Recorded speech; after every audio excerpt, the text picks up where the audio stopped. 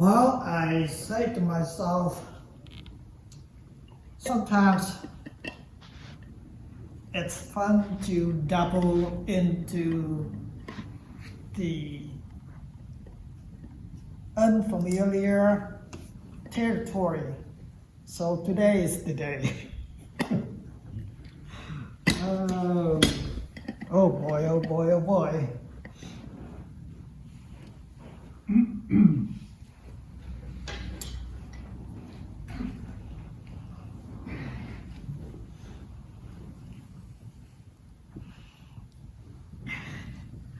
If you cannot read it, you can move forward a little bit, that's fine.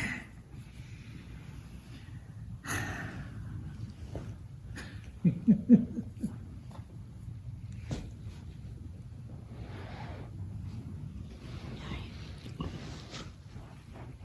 you want me to move over? No, perfect.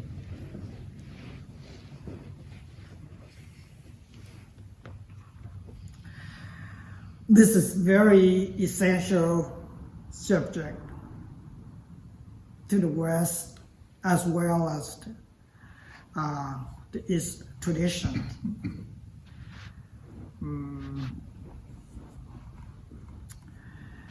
Before I'm going to this one, well,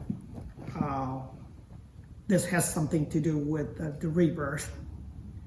But before I go into this subject, I should clarify myself that what I'm saying doesn't reflect or represent any traditional viewpoints at all. The thing is that I want to open now all the possibilities. Mind is vastness. And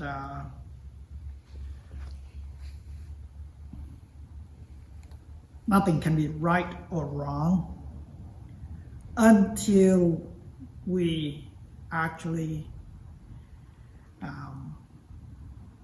intuit into the matter insightfully, then it's gonna make sense. But right now, I would like you to just hang on. Don't accept it, nor reject it. Because of,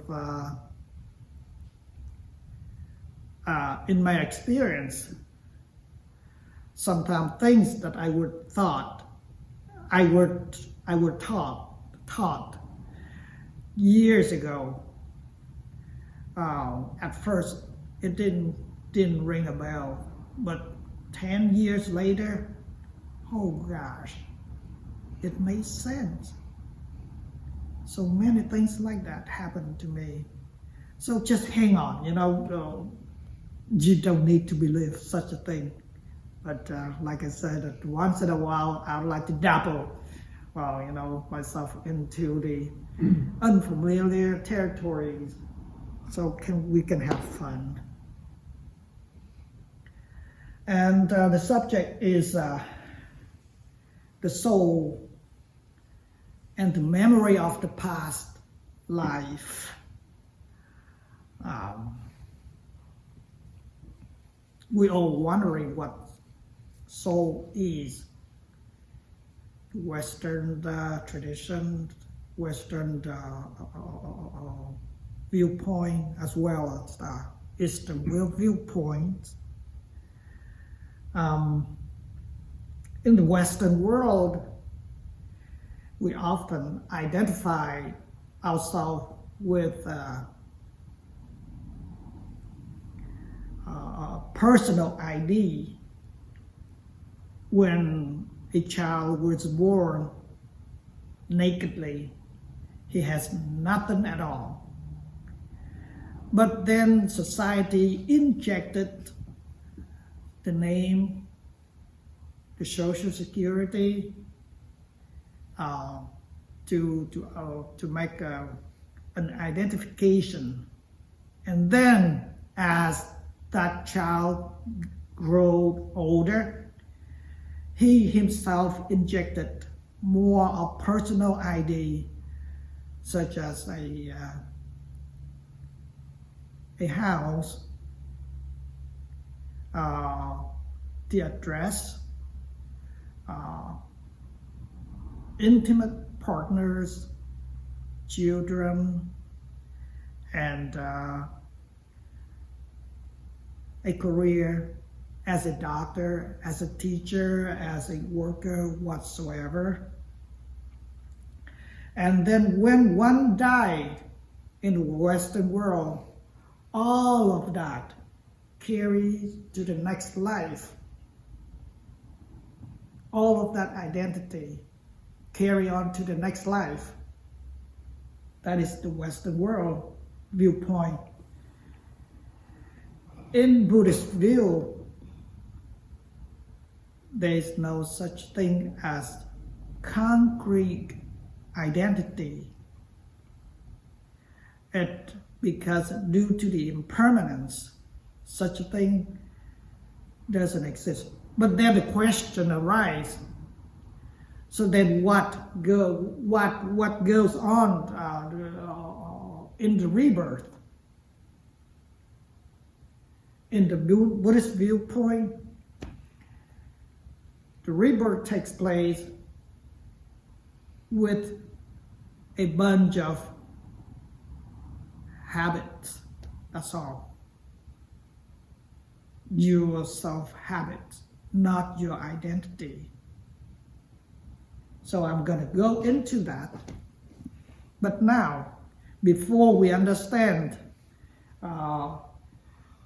this one, the Western world and the Buddhist view, we have to go through the three realms first.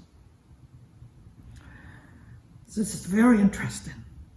It's really interesting. The three realms are the sensual realm, which deals with the body and the mind. They all supported each other, mutual support each other for the sensual being like this to be alive.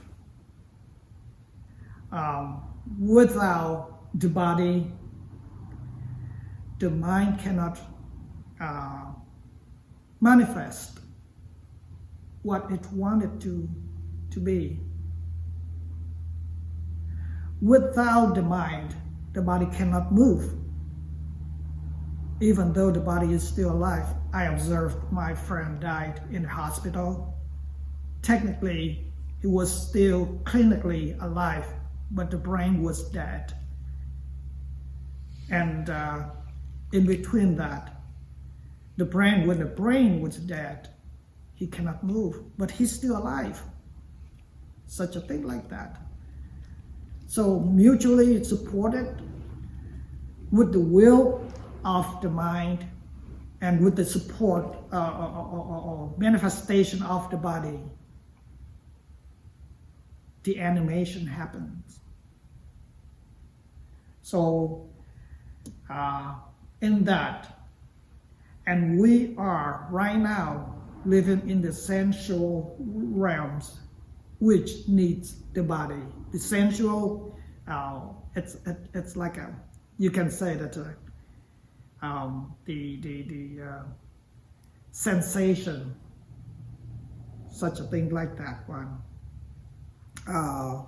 Everything come in contact of the body through the six senses, the eye, the ear, the nose, and the body tactiles, such like that one. So we are in this sensual realm right now.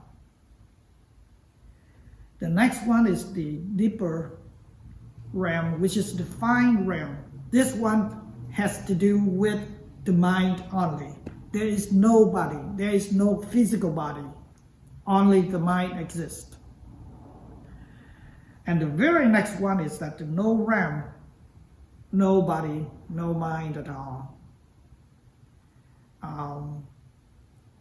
This is very practical because you can experience all of these three realms right now.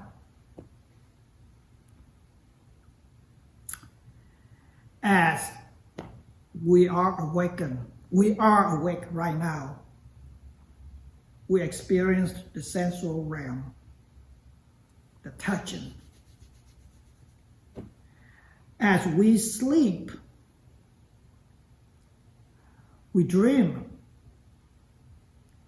When we dream, we lose the sense of the body. We lose the sense of eye, ear, nose, mouth, and bodily tactile. Only the dream, the mental dream is happening. So you experience the mental dream, but no experience of this bodily. You can experience that, right? And then the no realm, this is very fun. This is extremely impeccable. When the physical functioning of the brain and the mind ceased to be, you are in the state of no time. The first, the second, the third, and fourth dimensions are gone. All those four dimensions are gone. You're in a state of blankness. You can experience that too. Why? Because when you're in deep sleep, remember, deep sleep, experience that. Deep sleep. You sleep so soundly between, let's say that 12 o'clock to 6 o'clock. In that duration of time, you don't know anything. You just know that at 12 o'clock you fall asleep and 6 o'clock you wake up. Bam! You have lost 6 hours. But actually, we still can experience that. The only thing is that because of the absence of the functioning of the mind, the absence of the working mind, and the temporary absence of the brain, and so we experience the blankness. We experience the no time. That's all. But once you wake up, bam, everything came back again. So this is very interesting. But when you have all of this get in place, then we go to the constitution of the body-mind. Like I said before,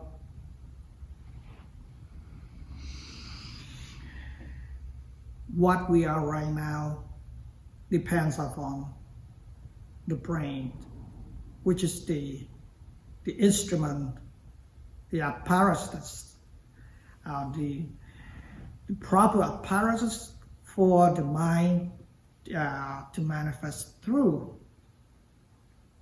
And that material is very, very special. It's not that all materials that can manifest to mind because of the board, the carpet, the door, the altar, the statue, doesn't have the capability to for the mind to manifest. So in our species, the human species, the brain has the capability for the mind to manifest.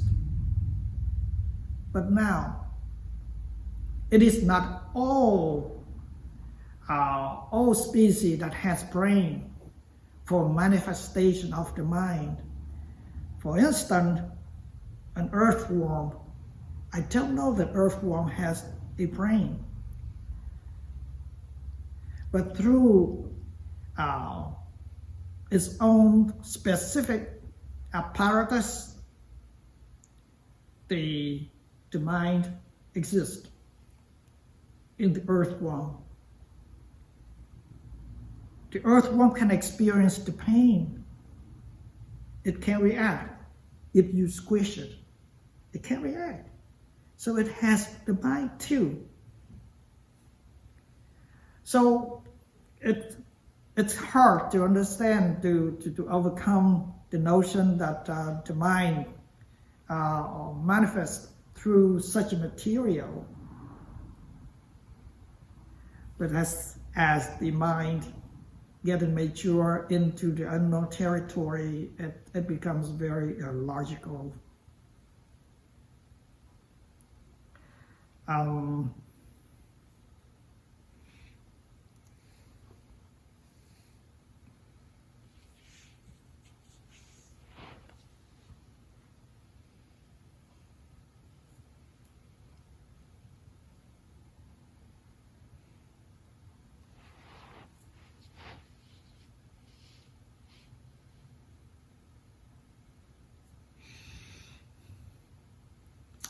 Next, we come to two kinds of memory.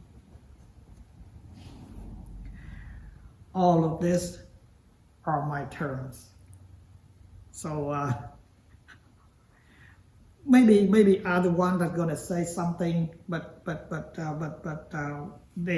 not gonna be out of the boundary or such a thing like this one. Two kinds of memories. The first one is the immediate, closer memory, which affected by the brain.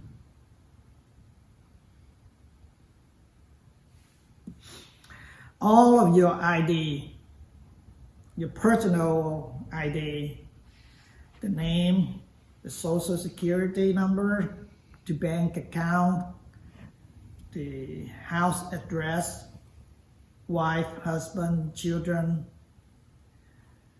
Such a thing exists only when the brain is still alive.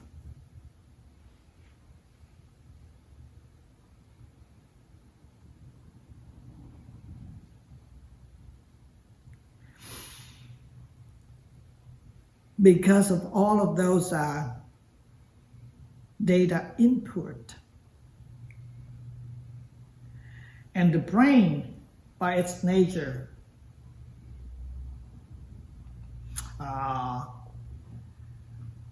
constitutes the brain cell, which is materials, fine material too, that's all, nothing else. And with the materials is subject to being impermanent.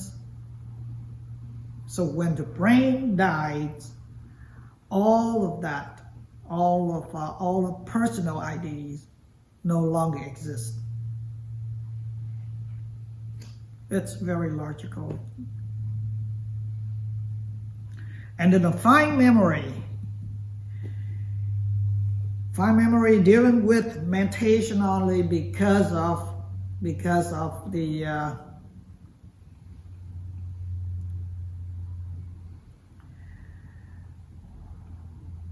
habit.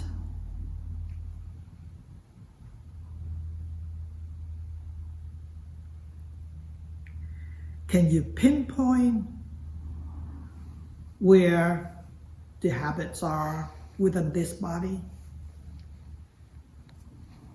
You cannot tell where the habits are, but when the conditions are met, bam, habits arise very easily. But that habit, because of it, it belongs to the category of the meditations. So it goes to a higher level, which is the fine realm. It goes to that habitation, that mental habitation, whatever one that collected in this lifetime goes and stored in the consciousness.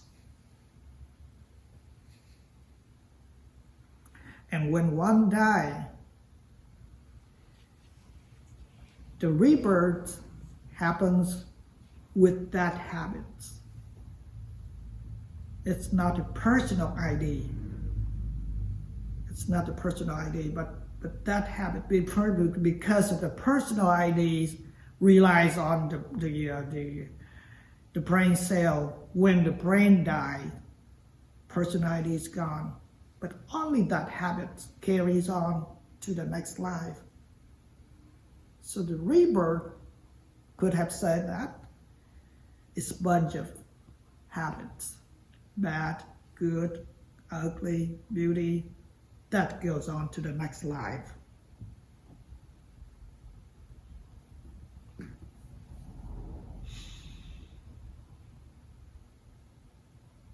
I don't know if this makes sense yet, or any puzzling in this subject, in this matter yet. You get stuck yet, or so far? Let me go through this first. Remembering past life because of the habits. Even this life, you developed the habit of, let's say, loving your children, your wife, your husband too much. It becomes a strong energy stored in the consciousness. And then when all conditions are met, that choose of the meditation, that choosiness of that meditation goes to the rebirth. And because of the new brain, new identity, but the old rebirth, but the old habits. And therefore, one has a capability to remember the last life, the past life. You develop the attachment to your child too much, and that becomes a habit, a pattern. And then when next rebirth, you all sudden remember that child. When you look at that child, you remember, oh, this is my child from the past life. Something like when I was 13, I have a deep philosophical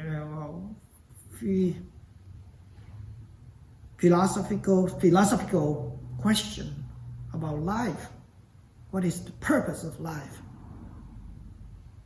And then completely forgotten until 15 years later, it came back to me again. What is the purpose of life? I don't remember, but I wrote a poem with deep insight about that. And if this is a proof point that what I'm doing right now is the carrying of the past life, I was puzzling about the essence of the mind, such a thing like that.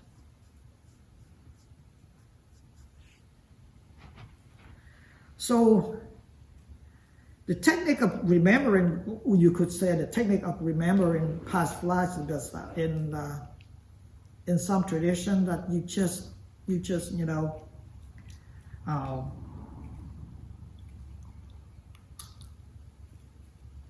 reinforce of what you like, you dislike, and such a thing like that. It becomes a habit, and then when the next rebirth, when all conditions are met, you all suddenly remember that. But all experience, master after master after master yogis say it's the best that you don't remember the past life. What happened if you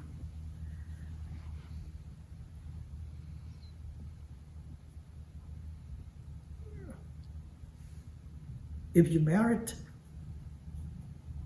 what happened if you married to a person who past life was a cow,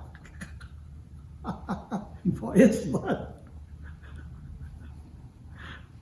So the best is that you don't need to remember. But so far, it's regularity precipitates the habits. If you keep doing it, then it's going to become a habit. Let's say that you develop the habit of meditation. Next life, when you look at the zafu, this is the zafu, this is the cursor seed, and then you into it. You remember that, oh, past life I was a meditator. So there is no esoteric at all about remembering the past life. I think that his name is Edward Casey in Virginia that recollected like hundreds of story of past lives. But not many of them are accountable. Very few of them are accountable. So such a thing is not really important, but as what we are doing right now is the door to open into the unknown territory. And this is unknown territory because of no one knows that what's going to be next in the past lives, in the next rebirth. So, if you're interested in, if you're earnestly, seriously enough, keep doing this, and then as the practice matured, all of this made sense.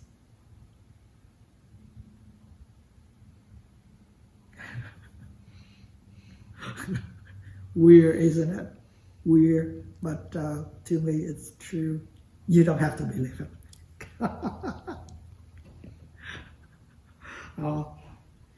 Any question, if I can make it more clear?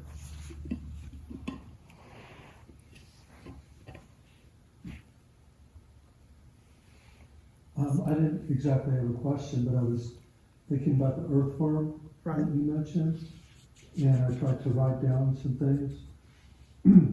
It seems to me the earthworm, it can taste because it's looking for food on the ground. Yes. And it can smell. You can tell which direction to go by smelling.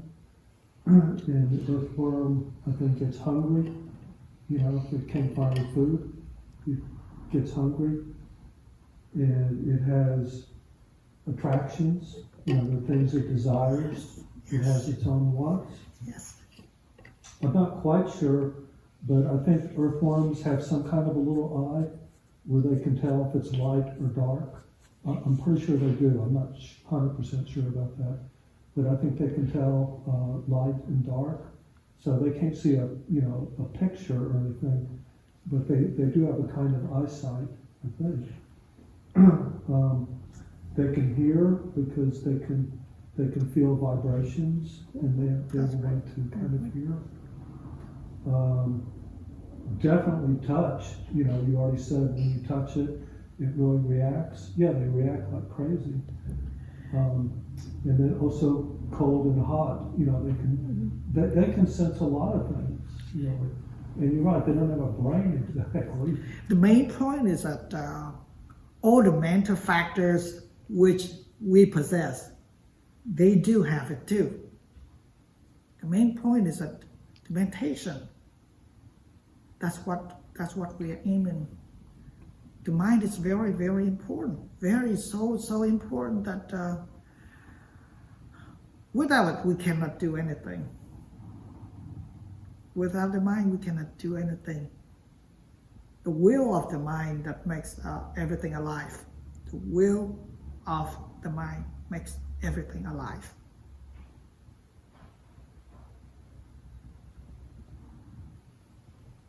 Yeah, you can tell the earthworm has a very strong will. Yes, of course. It functions just like human being, in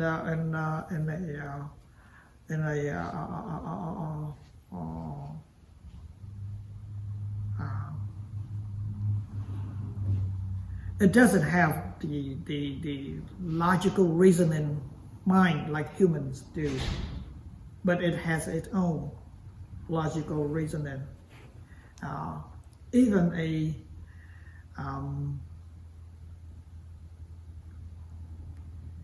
a single cell, not a complex cells.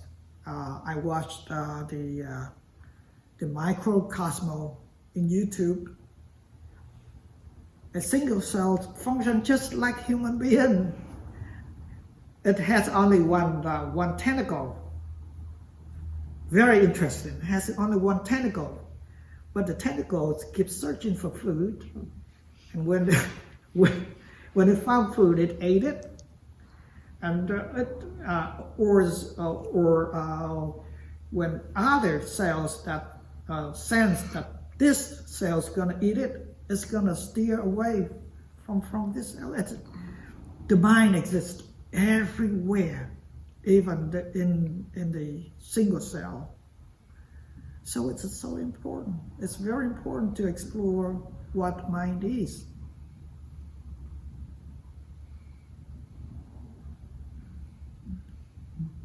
Yeah, I just thought too, the earthworm, it has to find a mate.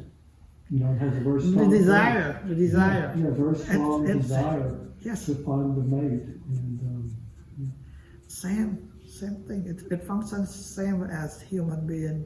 That's all. But it doesn't have the capability of reasoning. Yeah. So it's very interesting. Extremely interesting.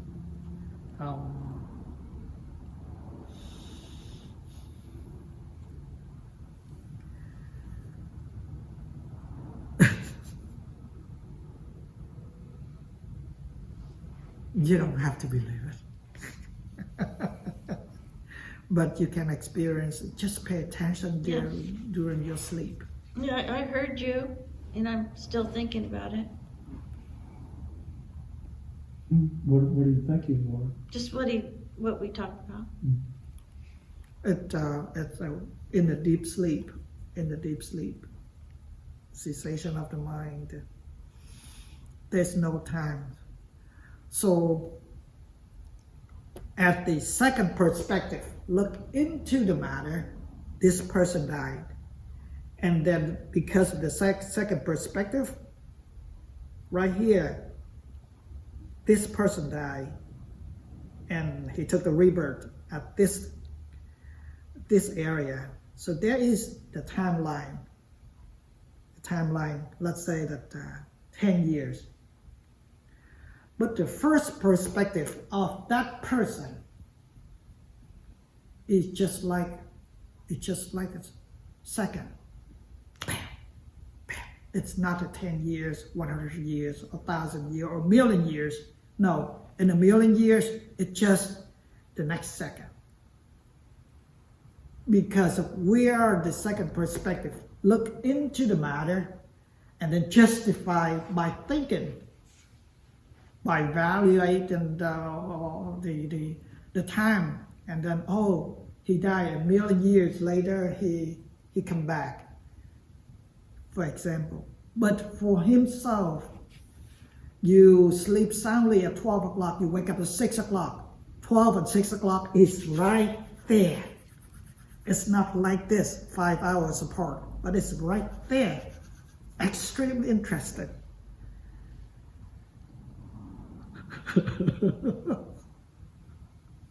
Sleep is really crazy. I mean,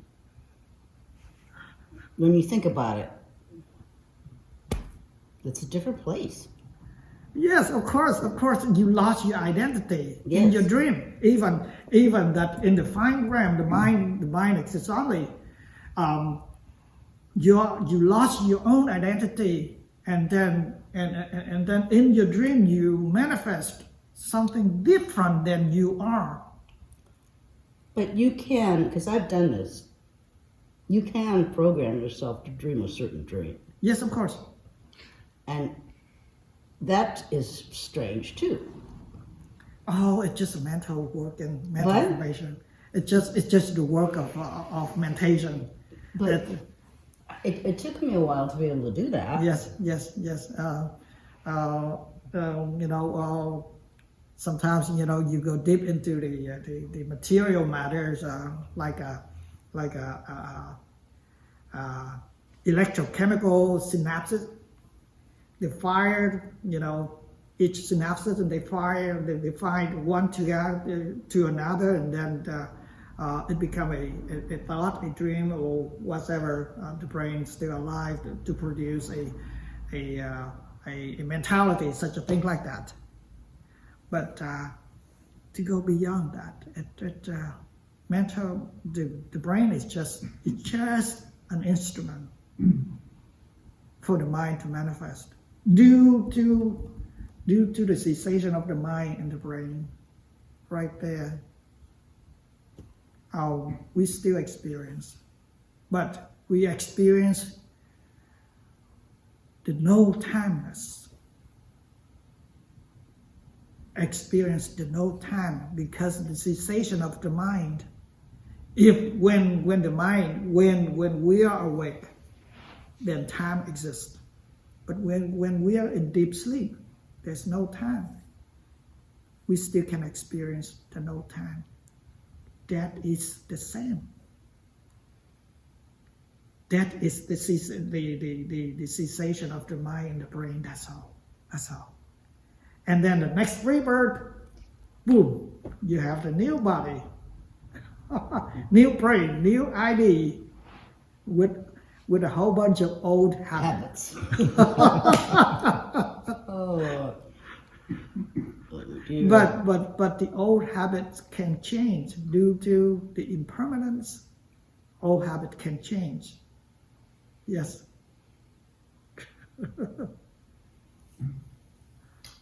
Jane, may I ask how you get yourself to dream something that you kind of want to dream? No, it was just a long time ago. I was reading this book about Carlos Castaneda.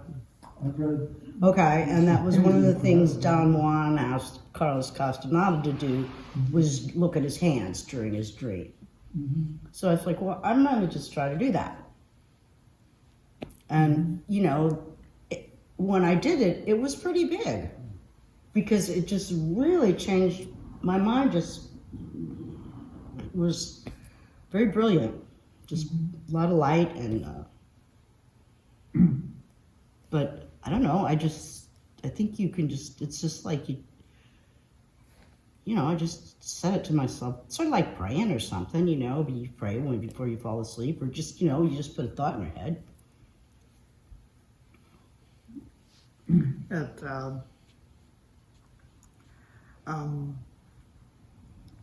The mind has its own functioning, and when there's no controlling, there's no controlling as we are awake, as we're in deep sleep. The mind starts working on its own by rearranging disorderly, and it becomes a dream. Say that again.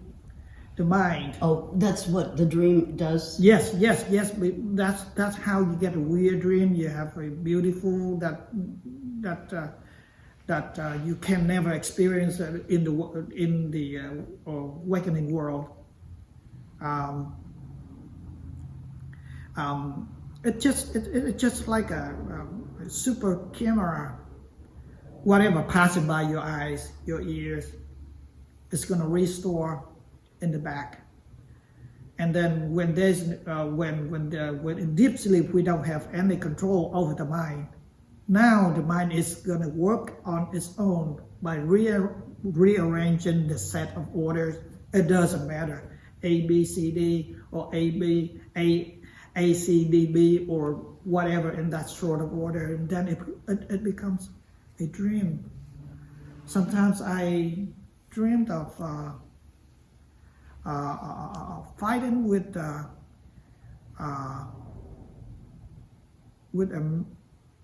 man with a horse head, such a thing like that. And Is it frightening? of course, and it's very interesting to me. Like I said before, that I'm all for in the unknown territory. So it just is a collection of randomly this A, this C, this D collected, and then it becomes a dream. And the dream is very weird. Sometimes dreams are beautiful, such a thing like that. But for that you can experience that. There is mind only when you lose the sense of this body. It's very, very clear. There's no,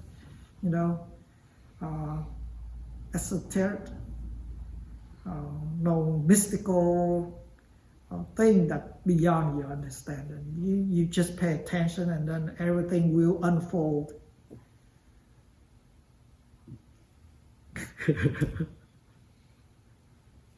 It's like it's always been there, but Yeah, unfold it more, to go into it more.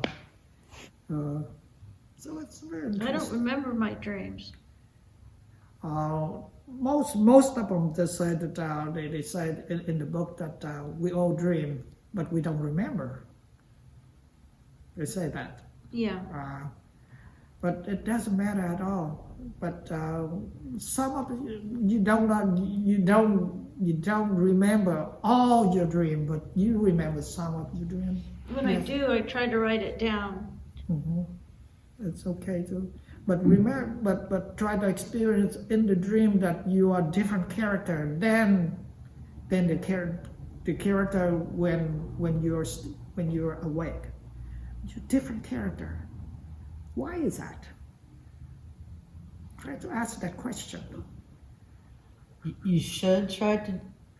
Are you saying that's a good idea to try to be someone else in your dream besides? No. You don't have to try someone else, but it's automatically superimpose a different personality, different ID in your dream. You're someone else. And then from there, you make it. You have a reason to believe that the immediate grosser memory, which affected by affected by the brain, is gone when one dies. Very easy.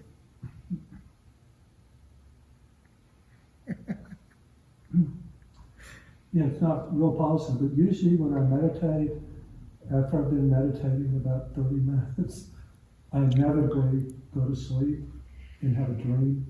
So most nights when I'm back there at the back, I have a dream. I don't know. It's probably just related to aging, my body falling apart,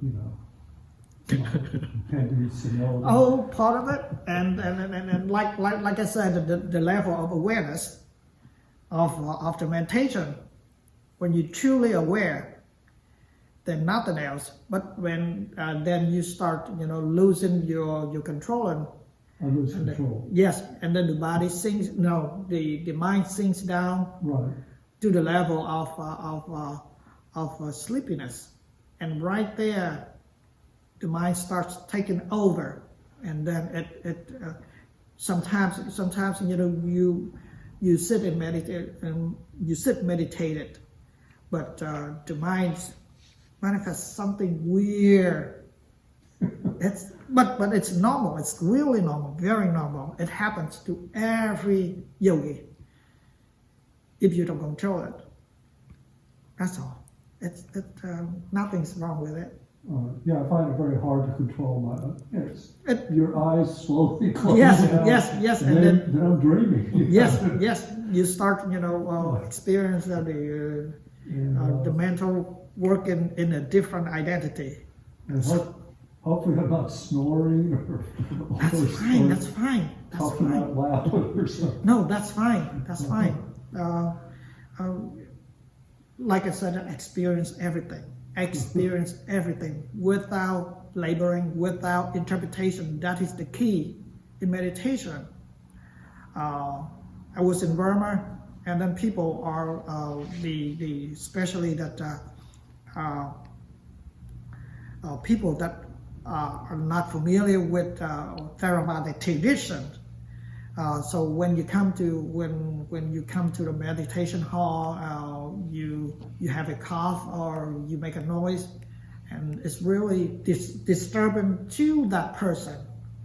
But to all others, and especially with the master, yogi master, he said, nothing's wrong with that. Just experience it. Experience everything. That's why I keep recalling, I keep telling you that experience. And when you experience that, your mind is empty. And experience that empty too. When we experience the whole spectrum like that, you're going to find out something else beside that. Experience the inexperience. That is very interesting. Experience the inexperience. It's extremely interesting. Now you are unlocking the whole identity of the mental world and beyond. The mental world is something, but beyond the mental world, there's something else. And once you find that out, that's it. This is the ultimate truth. There's nothing else. And believe it or not, when there's nothing else, we can experience oneness between me and you and you and you, you and you, you and you and the tree out there. To me, it's true. Yes, experience that oneness, and how to precipitate about it right now. Just here, now, experience without interpretation. And when the mind becomes matured, you're gonna find that out. Don't believe me. Just give it I suspended. believe you. No, just keep it suspended, and then one day it's gonna make sense. I just like a year ago, when I had a deepest, to me at that time it was the deepest experience of something, and then my senior monk, he said, "Oh, that's good, but there's more to go about this body." I was experiencing the meditation, but he said that there's something more about the mind alone is okay, but this materially, bodily, materialized, you're gonna experience something else within this one, and that's a deeper aspect. And then at that time, I thought that I was the ace of of the situation of But then perhaps about a year later, it struck me, holy, he was right. There is more to it. It's not, like I said, until that you can really taste the oneness between you and I, you and him, you and her, together, all of us, and with the with the nature out there, right there, compassion arises because we all under one dome. I don't know how to explain that dome, but we are all under one. We are all objects within the subject. And once we are all objects within the objects, the subject, there is no difference. There's no discrepancy between I'm the monk and you are a lay person. No, there is no such a thing. It's beautiful meditation.